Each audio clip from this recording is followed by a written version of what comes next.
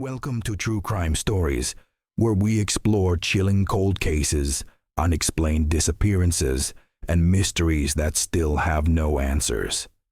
Tonight's story takes us to rural Minnesota, where a 19-year-old college student vanished after making a phone call to his parents. His final words were just two. "Ah, shit." Now then the line went dead. This is the disappearance of Brandon Swanson. Who was Brandon Swanson? Brandon Victor. Swanson was born on January 30th, 1989. He grew up in Marshall, Minnesota, and graduated from Marshall Senior High School in 2007. At the time of his disappearance, Brandon was attending Minnesota West Community and Technical College in Canby, studying wind turbine technology. Friends and family described him as responsible, kind, and focused on his future. He had no criminal history and no known enemies. On the night of May 13th, 2008, Brandon had just finished his semester and went out to celebrate with friends. No one imagined it would be the last time they would see him. The night of May 13th to 14th, 2008. That evening, Brandon attended two small gatherings with friends in the towns of Canby and near Lind, Minnesota. Witnesses later said he drank alcohol but did not appear heavily intoxicated. Sometime between 1:45 and 2 a.m. on May 14th, Brandon left to drive home to Marshall, about 30 to 35 miles away. Not long after, something went wrong. Brandon's car, a Chevrolet Lumina, slid into a ditch on a dark rural road.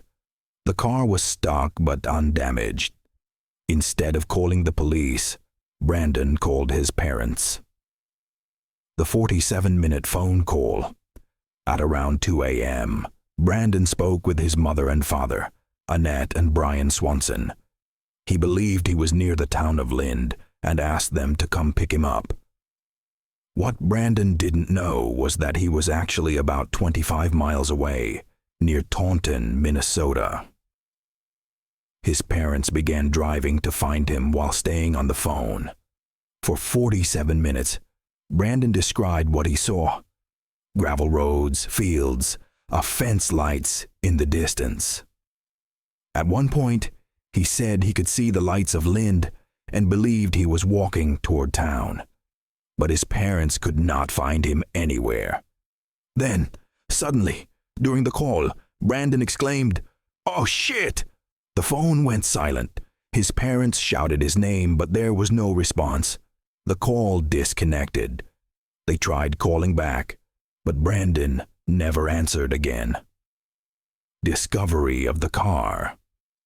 At around 6:30 a.m., Brandon was reported missing. Later that morning, police located his car near Taunton, Minnesota.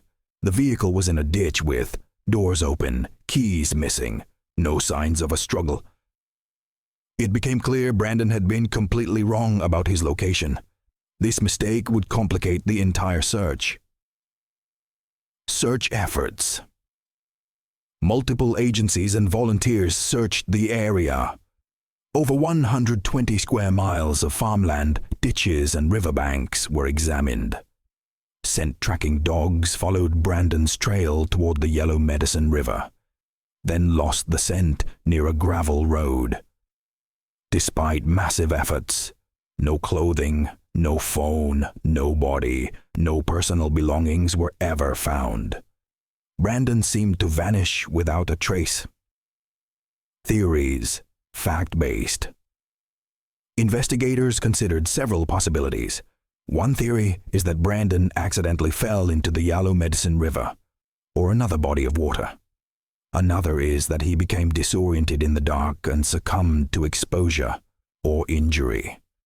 Some have questioned whether foul play was involved, but police have never found evidence of abduction or violence. There are no confirmed sightings of Brandon after his phone call ended. Everything after that moment is unknown. Brandon's law. Brandon's disappearance led to an important change in Minnesota law. In 2009, the state passed Brandon's Law, which requires law enforcement to immediately begin investigations into missing adults when circumstances appear suspicious. Before this law, officers could delay action by saying an adult had the right to be missing. One officer reportedly told Brandon's parents exactly that. Today, Brandon's case has helped save other lives by ensuring faster responses. Current status. More than a decade later, Brandon Swanson's case remains unsolved. The Minnesota Bureau of Criminal Apprehension and local sheriff's offices still list him as missing. His family continues to search for answers. No remains have ever been recovered. No definitive explanation has ever been proven. Only that final phone call remains. Closing. Somewhere between a dark road and a distant set of lights, Brandon Swanson disappeared. His last words echo through true crime history. Oh shit. What happened in those final moments? Did he fall? Did he get lost? Did something else occur that no one saw? The mystery remains. If you have any information related to this case, contact the Minnesota Bureau of Criminal Apprehension. And if you found this story meaningful, remember that behind every mystery is a